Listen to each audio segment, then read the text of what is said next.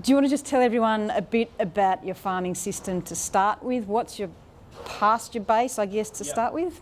Yeah, so we've sort of moved, I suppose we're changing, ever changing pasture base, but particularly in the last, probably the last 12 months through last summer in particular, with the high fodder prices and that sort of stuff, we thought we could, and because we've got heat and we've got water, you can grow a shitload of feed through summer. So we grew a lot of lucerne and a hell of it, probably put in 100 hectares roughly of, probably not quite, but close to it, of forage sorghum through last summer. So we were able to grow a huge amount of feed through that period where we haven't really focused on summer in the past. We sort of grew more ryegrass and that sort of stuff through autumn and winter and used that sort of system. But I think moving forward we're probably going to move away from that and move into more summer production, because that's when you can grow the most amount of feed for your best bang for your buck, probably. And just to step back a bit, sort of from our conversations, I think you'd sort of gone down that avenue partly because you'd looked at conditions coming up for the next 12 months. It looked like we weren't going to pretty have any ordinary water at this time, so we thought we would try and grow as much as we can in summer. And if we decided to pull the pin and chop the heads off the cows, would have had 1,000 bales of hay to sell. So I would have paid 1,000 bales. Lucerne hay's worth, I'm getting about $2.20 a bale now for pretty good horse hay, and silage I was getting $150 a bale. So I couldn't justify, if I was running out of water and I had cows there that I could chop the heads off for $1,200 or $1,400, and another 1,000 bales of hay I could get another 150, 200 grand for.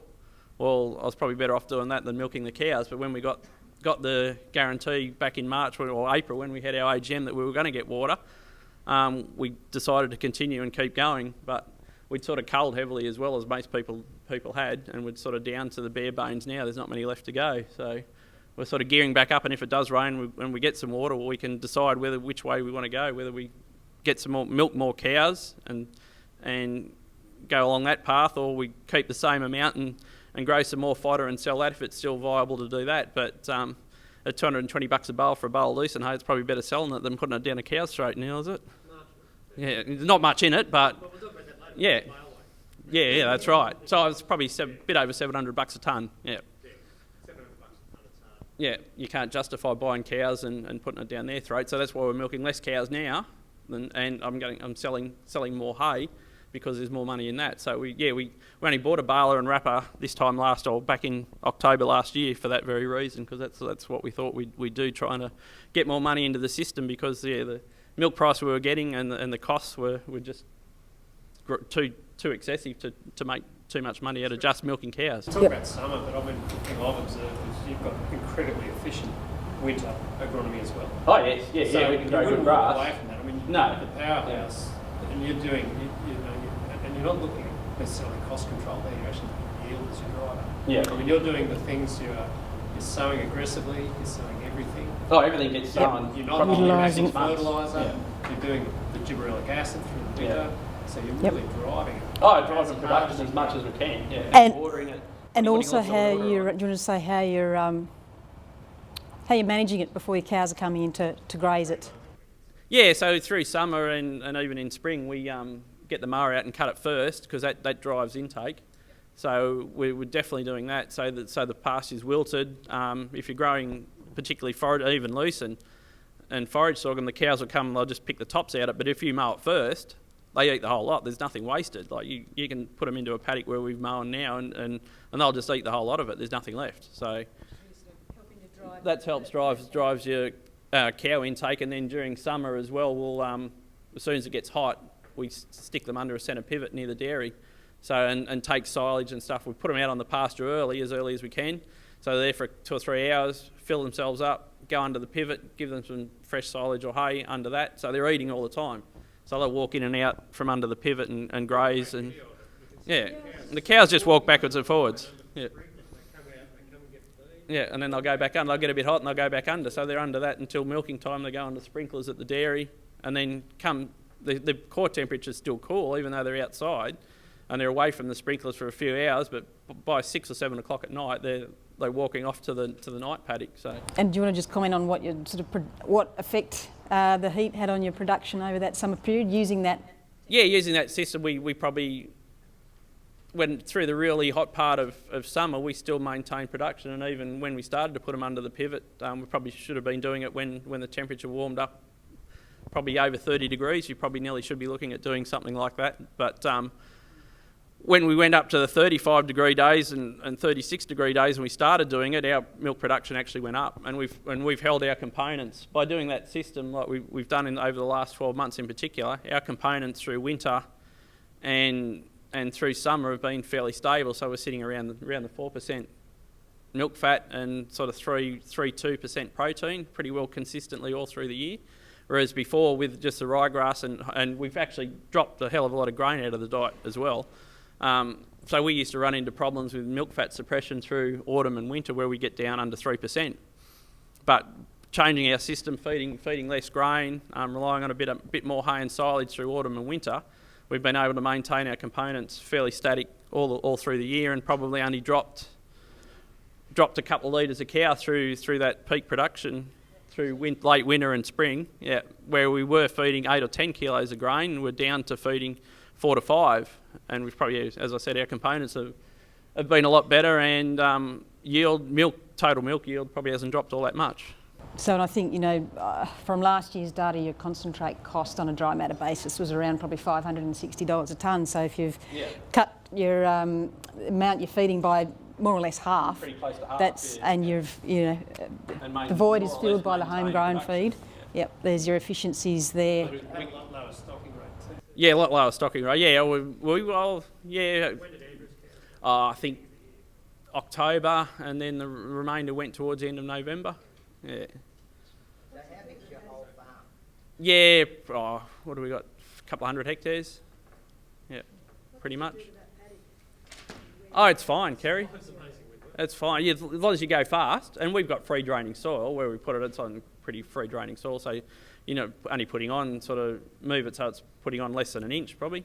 So is there any ground cover on that? Yeah. So it's a ryegrass, or previously the previous paddock we've had it on for a few years was a fescue base, and this year it's the one they're on at the moment's a bit of prairie grass and an old lucerne stand that had prairie grass drilled into it, and then annual rye into it this last winter. So the ryegrass is still just growing there. We're grazing it at the moment. It'll be its last grazing. We'll just more or less either use the whole pivot area as a sacrifice paddock, or even possibly just half of it and grow some sorghum in the other half, possibly. It just depends how my water allocation's going and how much I've used. Just quickly there, what's that, 260 hectares, 130 we've got as milking area, all irrigated, and you've also got a bit of irrigation on some of your support. We support area. want another whole little bit. Yep. We'll keep moving. In terms of, you want to talk about your calving pattern? Yep. Yeah. So we do 2 batches. We start one in March, where it's around about 50-50. So we calve about 100 in March, and then another 100 in August. But this year I've just started to bring them forward a little bit. So we'll start calving towards the end of, or mid to end of February this year coming up, and the spring batch will start into July rather than into August, so move them forward about a month. Yeah. And why have you done that? Just to try and the spring one in particular is to try and capture a bit more of the spring production out of the pastures. Yeah. To match the growth curve of the pastures is pretty much what I'm doing. Yeah. Now, have you always done batch calving? Oh, sorry, split calving. And pretty much since this program's been in place. Yeah, we went to 4 batches at one point, but it just got when they wanted a flatter supply. But we just got a bit out of control. So there's a possibility I might even think of just seasonal calving in the spring, possibly down the track. Yeah, if we still continue, because that's when I can grow the most amount of feed. Yeah. And less concentrate. Yeah. Because through autumn and winter you've got to feed. You don't have as much pasture, so you either got to fill them up with hay and silage or grain. So if grain continues at the price as it is, it's not economical to feed too much of that. So. I guess it's going to depend a bit on your pricing system and who you're supplying with. If you've got that flexibility. We're on a flat milk price. So. Yep. So match your production to your cheaper feed. Yeah. Cheaper feed of homegrown feed. Maximise maximise Maximise what you can efficiencies grow, and yeah. profit. Yeah. Get as much of that down their throat as best you can. Yep. So did you grow your sorghum mainly to sell it? Oh, a bit of both, yeah, a bit of both. We actually, well, all through from December through till March, they just grazed forage sorghum. I sold the hay. I couldn't justify feeding loose and hay to cows when I was getting 50 cents a litre when I could get a couple $100 a bale to sell it.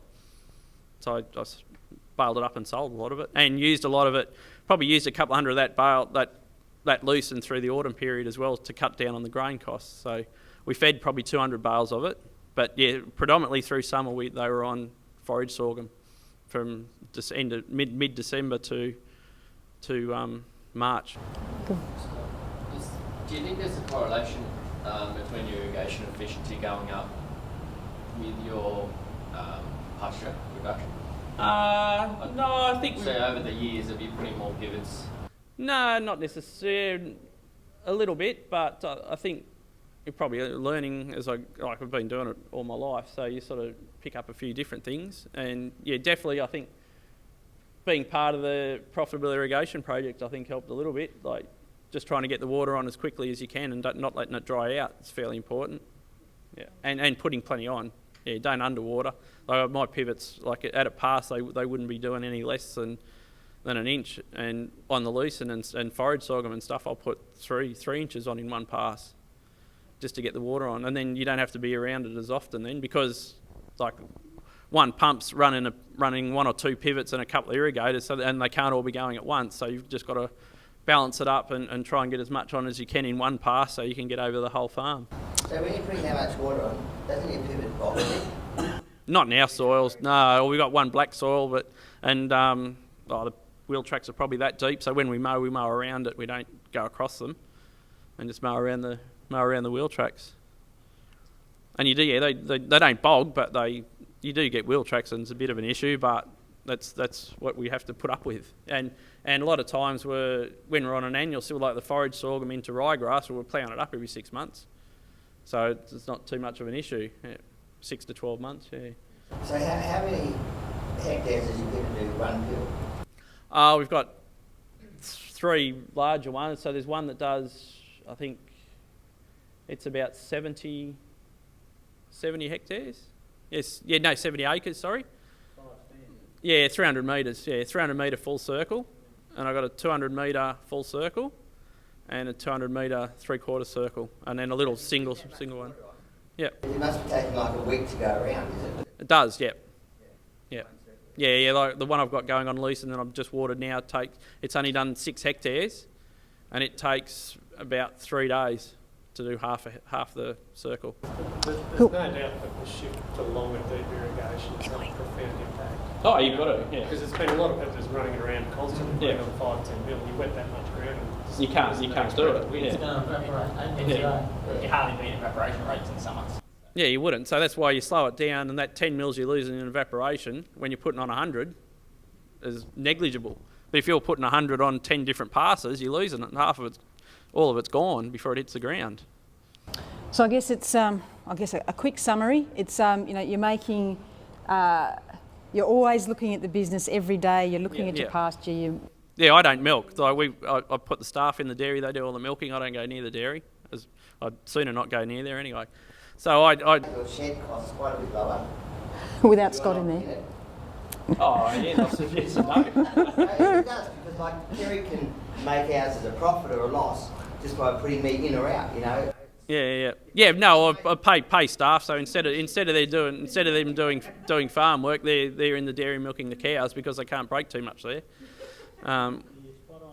Yeah, so they're reliable and they do a good job of milking the cows. So they do that, and I focus on everything else. So I'm riding, like I've got a side by side. We only bought it 6 months ago, and it's done 800 hours, 750 hours.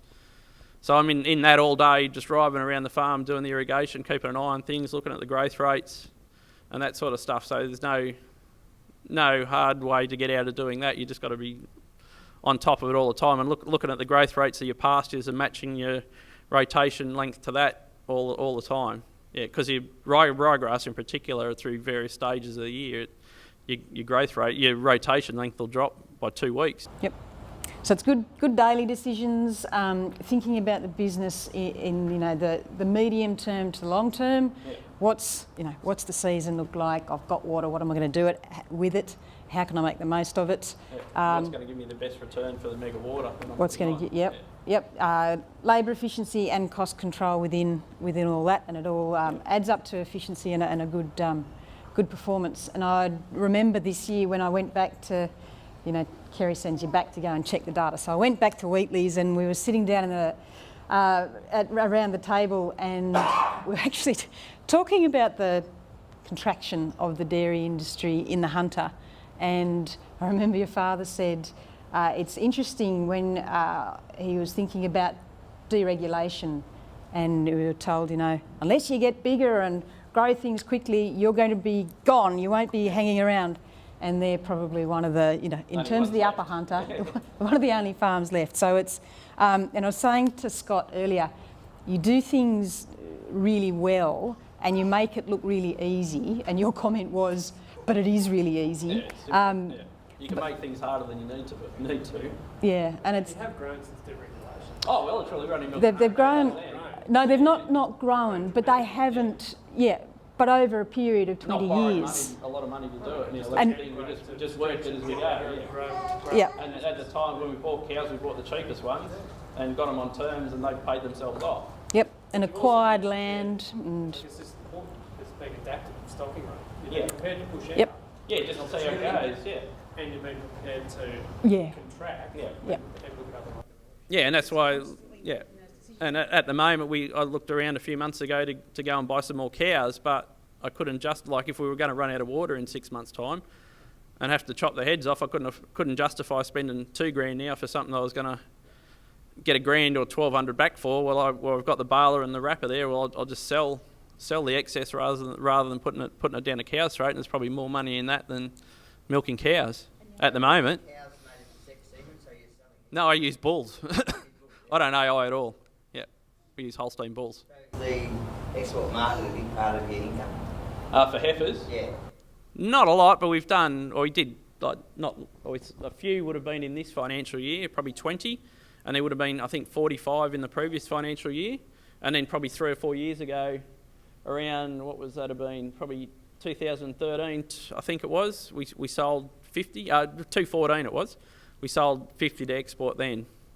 So it's not a big, we keep most of ours if we can, but if it's economical and it's a good price, I'll get rid of them. No drama in that. And I could sell 2 heifers and buy a replacement cow in ready to go. So use the bulls just for the simplicity? Yeah. And our production-wise is pretty good now, isn't it, compared to everyone else? Yeah. Look, we've got a number of herds that do it, Scott. And I think, importantly, you haven't gone crossbreed. No, that's right. Which gives you the option of being able to sell into the export market. Yeah, and they're good bulls. Like, they're E2 bulls and they're reputable breeders. Yeah, you use collars or? No. We just I'll put the bulls in for a set amount of probably 9 to 12 weeks, and then 4 or 5 weeks after that we preg test the whole herd. And if they're empty? Empty, well, I'll either, depending on their production, if they're not giving anything, I'll go. Yep. But if they're still, they'll carry over into the next batch. So quite like having the 2 batches is handy, because quite often you'll get cows that you milk for 18 months. But if you peak them high enough, they're still doing 20 litres when it's time to dry them off. So, yeah. All right. It's fantastic, and thank you very much for sharing all that. And if you want to ask Scott, only known him. If you want to ask any questions, ask Ewan. Any other questions for Scott? We might sort of take them over lunch. Emma, lunches.